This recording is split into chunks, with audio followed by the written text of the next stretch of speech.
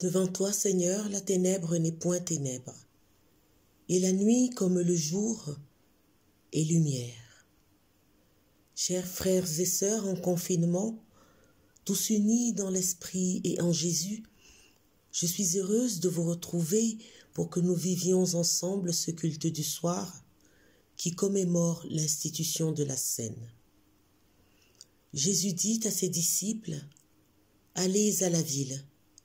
Un homme portant une cruche d'eau viendra à votre rencontre. Suivez-le. Et là où il entre, dites au maître de maison. Le maître a dit, où est ma salle où je mangerai la Pâque avec mes disciples? Je vous invite à laisser maintenant Jésus entrer dans la chambre haute que vous avez préparée et garnie de votre présence, votre maison et votre cœur. Prions ensemble. Être là devant toi, Seigneur, ne rien dire, attendre. Être là seulement et te laisser parler, suspendre un moment toute ma volonté à ta seule volonté. Être là, vivre de ta présence, m'ouvrir à ton amour. Amen.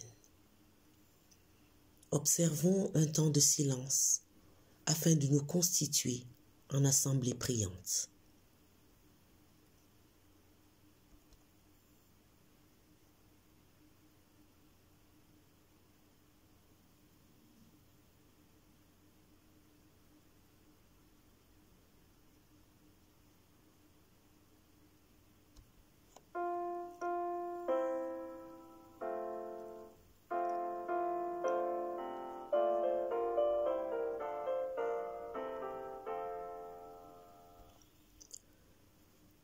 À vous tous qui avez été appelés, que la grâce et la paix vous soient données de la part de Dieu notre Père et du Seigneur Jésus-Christ.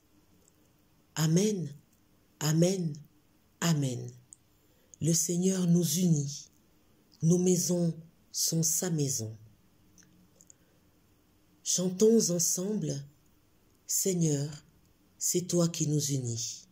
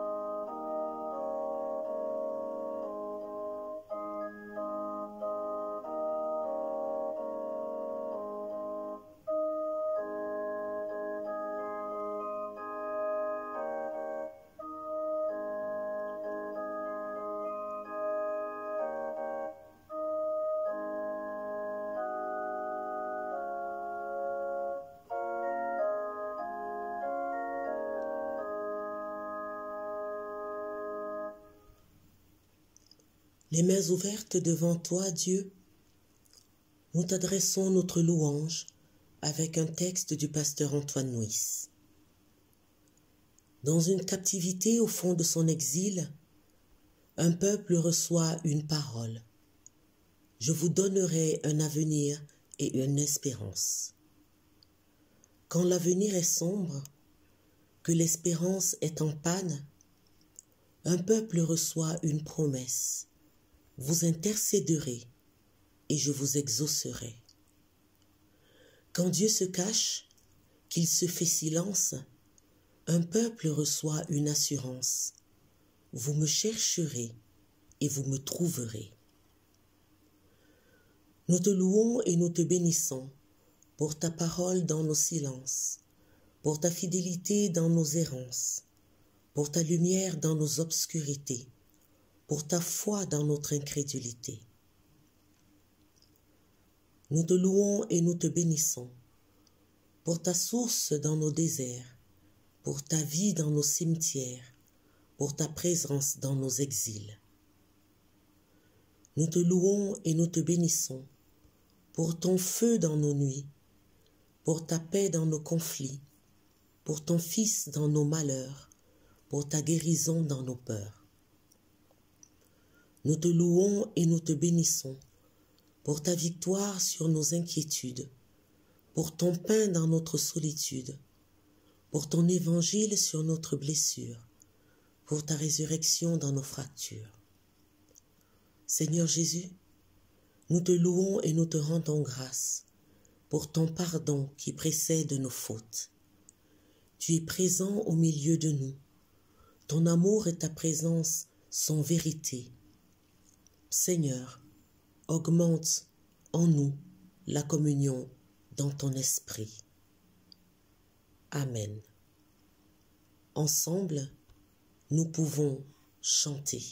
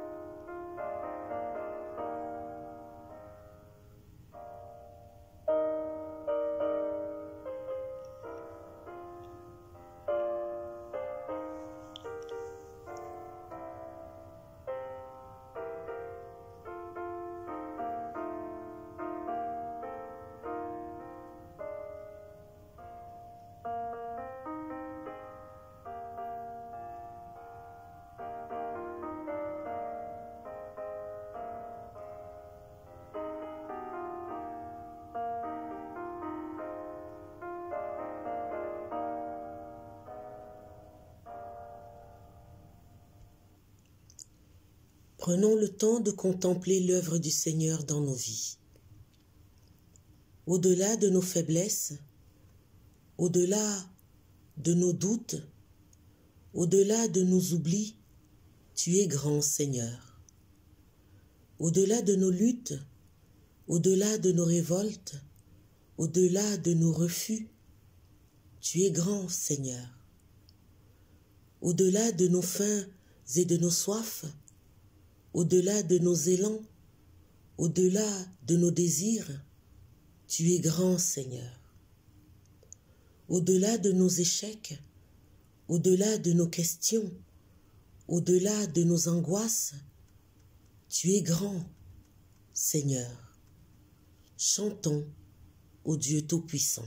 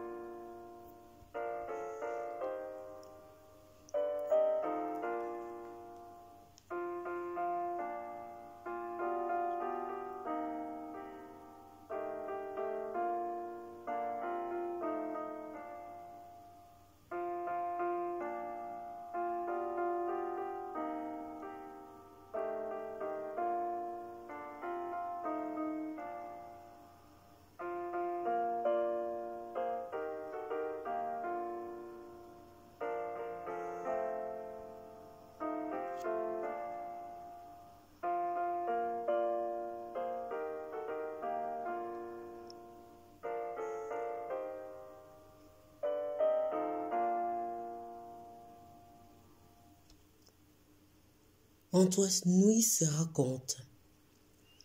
Un enfant a peur du noir. Il s'adresse à sa tante qui est dans la pièce à côté.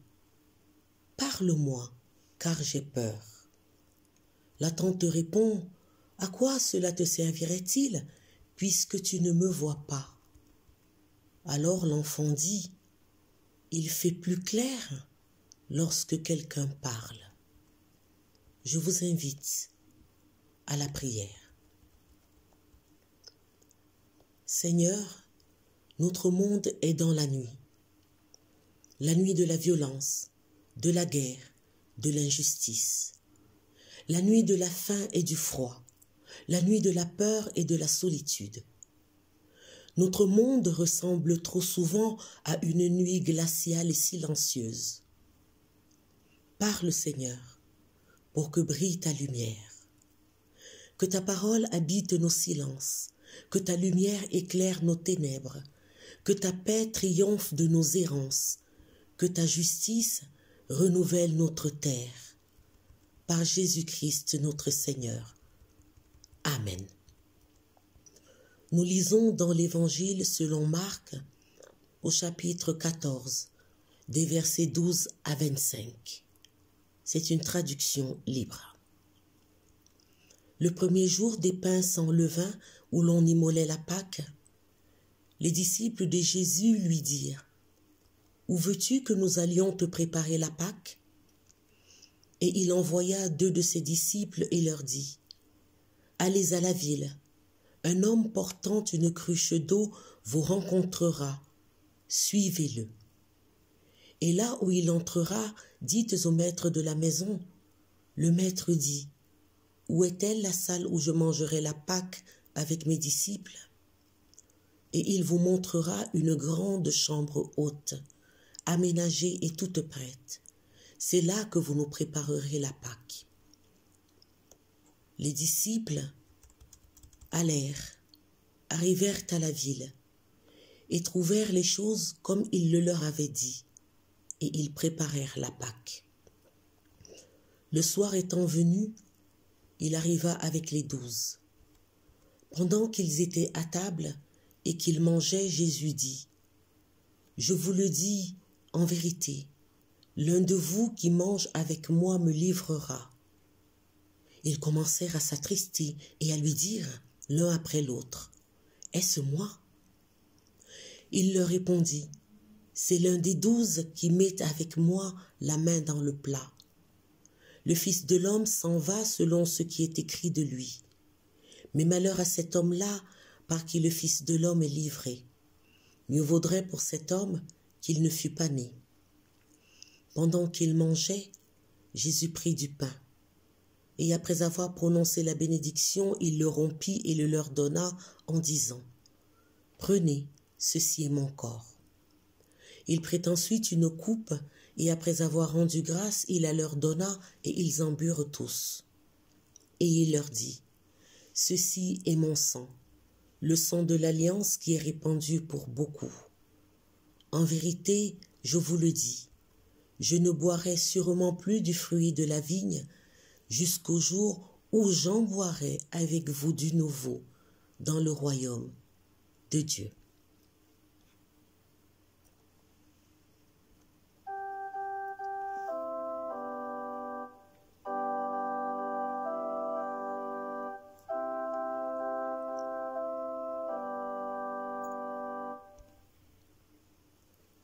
Après le long chapitre 13, centré sur la ruine du temple de Jérusalem et la fin des temps, la lecture de ce texte nous fait symboliquement entrer dans le récit des souffrances du Christ, dans le récit de sa passion.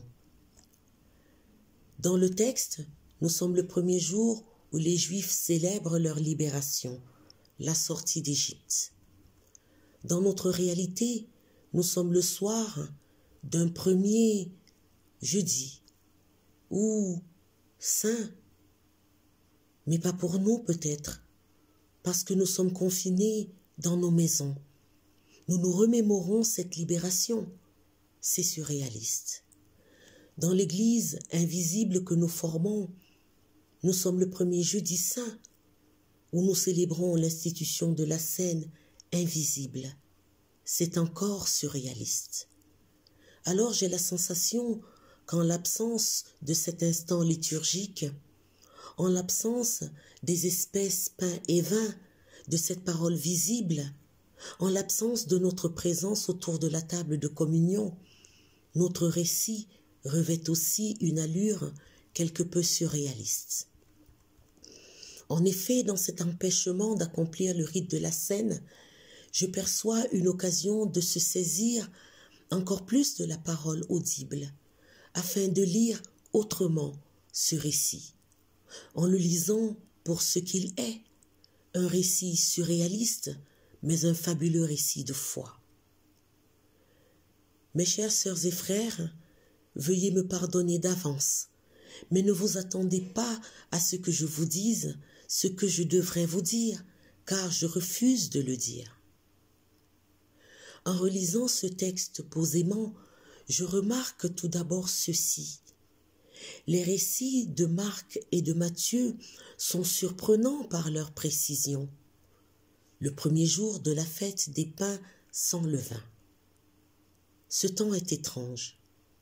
En adoptant cette chronologie, le repas de Jésus serait un repas pascal que les Juifs célébraient la veille de la fête de Pâques. Or, si Jésus avait mangé la Pâque juive, il serait mort le lendemain, en pleine fête pascale. Impossible. car les règles juridiques interdisaient de condamner et d'exécuter quelqu'un une fois la grande fête commencée. La chronologie de Marc est reprise par Matthieu est donc fausse. Non, ce repas n'est pas le repas pascal. L'évangéliste Jean rapporte une temporalité qui se rapproche de la réalité. Il décale tout d'un jour. Alors cette année-là, la Pâque juive était tombée un samedi, le jour du sabbat.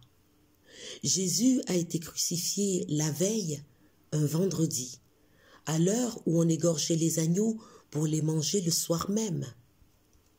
Par déduction, ce repas dans lequel Jésus fait ses adieux à ses disciples a bien eu lieu jeudi. Un jeudi comme celui-ci. Mais est-ce si important pour notre foi de connaître ces détails? Je pense que oui, car à travers cet exemple, nous voyons qu'il est nécessaire de réfléchir et de faire le tri, comme pour autant de choses que contient la Bible et notre pratique religieuse. Je pense vraiment que oui, dans la mesure où il nous faut démythologiser notre foi afin d'accueillir, et cela 2000 ans à la suite des disciples, cette scène comme le commencement de notre propre alliance avec le Christ et avec notre prochain. En effet, pour nous, le commencement d'une Pâque nouvelle serait d'y intégrer une quête de sens, afin qu'elle soit constamment renouvelée par l'Esprit du Christ qui nous donne de l'accueillir dans la foi. Cela nous obligerait alors à visiter nos rites, si nécessaire soit-il, mais qui nous font courir le risque d'y enfermer Dieu et son Fils, venu nous faire la proposition d'être libérés. Cela nous amènerait à lâcher prise et à être vigilants, de manière à ce que nos sacrements ne soient plus vécus comme apportant en eux la grâce et le salut, même si nous nous en défendons. Et c'est d'ailleurs ce que fait Jésus en se substituant au sacrifice de l'agneau immolé dans le temple. Il s'appuie sur les Écritures et donc sur le rite de l'ancienne alliance, mais lui donne un sens totalement nouveau, la libération du mal et de la mort par la foi seule. Surréaliste de parler de libération alors même que nous sommes enfermés? Non, parce que cette privation de liberté pourrait être celle qui nous rend aujourd'hui la liberté. Sortir de nos enfermements divers et variés, de nos maux et de notre mort, qui souvent nous conduisent à être dans une souffrance presque permanente, dans un besoin sans cesse grandissant et sans fin. Ce temps imposé pourrait être vécu comme un don véritable de temps, de méditation et de mendication de la parole, afin de rechercher une communion pleine avec le Christ. Ce serait ainsi une occasion de répondre à la demande de Jésus. Où est la salle où je mangerai la Pâque avec mes disciples? Voici une phrase toute simple qui vient rappeler à chacun de nous qu'il est l'Église et que le Christ se tient à sa porte et qu'il frappe. Est-ce que nous souhaitons lui ouvrir la porte de notre cœur afin qu'il y fasse sa demeure? Si nous répondons positivement à son invitation, alors peut-être entendrons-nous Jésus dire ceci: « Je mangerai la Pâque avec mes disciples ». Jésus est accompagné par ses 12 compagnons que nous connaissons si bien. Ils entrent maintenant chez nous et se mettent autour de notre table. La discussion commence et Jésus jette un froid. Je vous le dis en vérité, l'un de vous qui mange avec moi me livrera. Pas bien sympa. Il y a comme un vent de panique, car l'un après l'autre, et nous certainement aussi, ils se demandent: est-ce moi? Je les regarde avec beaucoup de sympathie, ces disciples qui nous ressemblent tant.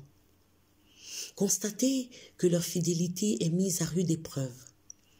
Ils ne sont pas des super-héros. Non, ils sont des couards qui vont prendre la poudre d'escampette à l'arrestation du Christ. Oui, Judas va trahir, Pierre va renier, et les autres, et moi. Ils vont tout simplement disparaître dans la nature. Et pourtant, certains d'entre eux vont devenir des chefs de l'Église. Sur Judas, tout le monde s'accorde. Ah, le vilain traître! Et Jésus avait dit, « Malheur à cet homme-là par qui le Fils de l'homme est livré. Mieux vaudrait pour cet homme qu'il ne fût pas né. » Nous connaissons tous la fin de l'histoire. Judas s'est ôté la vie et cela nous semble normal. Mais ce que nous oublions, c'est que Jésus ne l'a ni jugé, ni condamné, ni puni. Judas s'est puni tout seul, en se refermant sur lui-même, en se jugeant et en ne supportant pas sa propre faute. Il est resté dans son mal et dans sa mort. Alors c'est avec compassion que je me dis que si seulement Judas avait entendu Jésus dire « Ceci est mon sang, le sang de l'alliance qui est répandu pour beaucoup », il se serait écrié avec moi. Ah, quel récit réconfortant, qui nous fait entrevoir que notre propre infidélité ne nous condamne pas à être jetés aux orties, car notre salut ne vient pas de ce que nous faisons pour le Christ, mais de la décision que lui-même a prise. Et oui, la grâce est inconditionnelle. Et sur la croix, Jésus s'est écrié, « Père, pardonne-leur, car ils ne savent pas ce qu'ils font. » Je crois que cela est valable aussi pour Judas. Il y a plus remarquable encore dans ce récit. C'est l'anonymat et la succession des tâches. Les disciples qui initient la scène en posant la question à Jésus sont anonymes. Où veux-tu que nous allions te préparer la Pâque? Les disciples envoyés pour accomplir la tâche fondamentale de notre foi d'aujourd'hui sont anonymes. Allez, leur dit Jésus. L'homme qui porte la cruche d'eau est anonyme et la scène est surréaliste. En principe, un homme ne devait pas porter d'eau puisque cette tâche était réservée aux femmes. Pardon, mesdames. Mais cet homme à la cruche d'eau passe à ce moment-là et il sert de GPS. Il mène les disciples à l'endroit indiqué par Jésus. Surréaliste. Le maître de la maison dans laquelle va se passer la scène, que toute l'histoire retiendra, est aussi anonyme. Oui, ces 4 personnages qui exécutent les tâches confiées par Jésus, ces personnes sans lesquelles rien n'aurait pu être fait, sont totalement anonymes. Alors je m'écris, quelle bonne nouvelle! Vivre l'évangile des anonymes, mon évangile, ton évangile, notre évangile. Comment ne pas faire un parallèle avec ce que nous vivons actuellement lorsque parmi les métiers indispensables au bon fonctionnement de la nation, et ce n'est pas moi qui le dis, on cite à côté des médecins grands et des chercheurs grands les petites mains des laboratoires et des usines qui cousent les masques, les infirmières, les aides-soignantes, les auxiliaires de services de santé, les aides à domicile, les éboueurs, les petits producteurs, le personnel de garderie, les enseignants, les caissières et même les pasteurs et les curés. La liste pourrait être bien plus longue. Ce sont ceux qui ne sont pas anonymes et qui autrefois faisaient la une des journaux et des places financières, qui sont devenus pas très utiles, si ce n'est inutile au bon fonctionnement de la nation. Oui, comment ne pas identifier chacun des petites gens d'hier devenus des grandes gens d'aujourd'hui à nos disciples anonymes? Comment ne pas nous identifier à ces disciples anonymes, nous qui, en cet instant, faisons en sorte que l'évangile de la liberté résonne encore? Nous qui essayons de proclamer la bonne nouvelle pour tous, de partager notre espérance? Alors je me réjouis qu'en ce moment nous ne soyons pas visibles, car depuis le lieu de notre anonymat, nous participons au combat contre le mal et la mort de l'espoir humain. Tout en étant chacun chez soi, nous nous unissons et préparons ce dernier repas avec le Christ pour nos prochains anonymes qui en ce moment travaillent pour le genre humain. Quelle merveille de redécouvrir ce repas sobre où le pain est sans le levain de notre suffisance, de notre orgueil, de notre trop grande foi, de notre trop grande visibilité, quelquefois même au sein de notre communauté ecclésiale. En étant aujourd'hui une Église invisible, cela nous donne peut-être l'occasion de nous rendre compte du bonheur que nous avons de pouvoir nous rencontrer afin de célébrer la scène.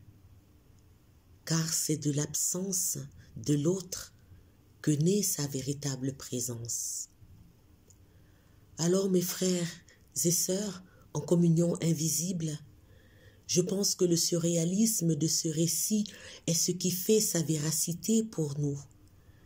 Car en enlevant ce qui encombre notre foi et lui donne un trop-plein religieux, nous nous rendons compte qu'aucune libération ne peut être l'objet d'une seule personne, et surtout que Jésus en est le seul sujet. Amen. Observons un temps de silence.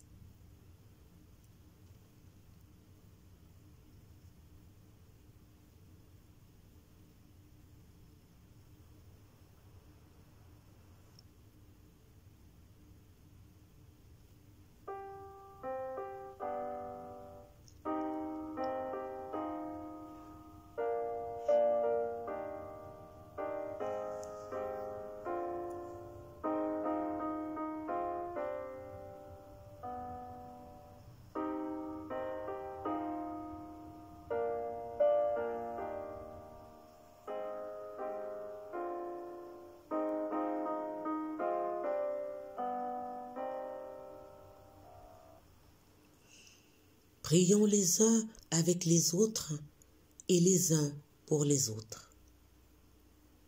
Seigneur Jésus, avant de te livrer toi-même à la mort, tu as rassemblé tes disciples pour la célébration de la scène. Dans ce mystère, donne à chacun de nous de recevoir les signes éternels de ton amour, afin qu'ensemble et dans cette communion invisible, nous nous adressions par toi à notre Père.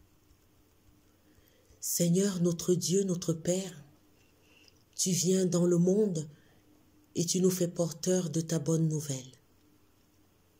Pourtant, Seigneur, nous voulons aussi crier à toi avec les femmes et les hommes qui sont aujourd'hui dans la détresse, avec les prisonniers et les torturés, les exilés et les réfugiés de tous les pays.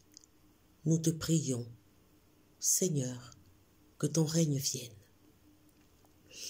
Avec les peuples victimes de la guerre, souffrant de faim et de misère, avec ces étrangers renvoyés dans leur pays où règne la mort, nous te prions, Seigneur, que ton règne vienne.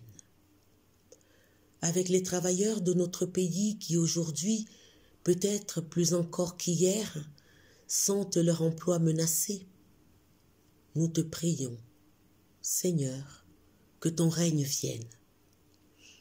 Avec les jeunes inquiets face à leur avenir, avec les parents inquiets pour l'avenir de leurs enfants, nous te prions, Seigneur, que ton règne vienne. avec les personnes âgées mises à l'écart du monde actif, avec les malades qui ne voient pas la fin de leur souffrance, avec ceux et celles qui meurent dans la solitude. Nous te prions, Seigneur, que ton règne vienne. Avec nos amis et nos proches frappés par l'épreuve, sans que nous ne sachions toujours comprendre leur peine et leur silence, nous te prions, Seigneur, que ton règne vienne. Pour eux, pour elles et pour nous-mêmes, nous crions vers toi, Seigneur. Que notre prière se prolonge par des actes, que ton amour illumine nos actions, afin d'apporter à tous un témoignage de paix et un signe de joie. Amen. Tous ensemble, nous disons, Notre Père qui es aux cieux, que ton nom soit sanctifié, que ton règne vienne, que ta volonté soit faite sur la terre comme au ciel. Donne-nous aujourd'hui notre pain de ce jour. Pardonne-nous nos offenses, comme nous pardonnons aussi à ceux qui nous ont offensés. Et ne nous laisse pas entrer en tentation, mais délivre-nous du mal. Car c'est à toi qu'appartiennent le règne, la puissance et la gloire, pour les siècles des siècles. Amen. Recevez la bénédiction du Seigneur. Que le Dieu de toute grâce qui vous a appelé à sa gloire éternelle en Jésus-Christ vous affermisse, vous fortifie et vous rende inébranlable. Il vous bénit, celui qui est Père, Fils et Saint-Esprit. À lui le règne et la gloire pour les siècles des siècles. Amen. Chantons, ô que ta main paternelle.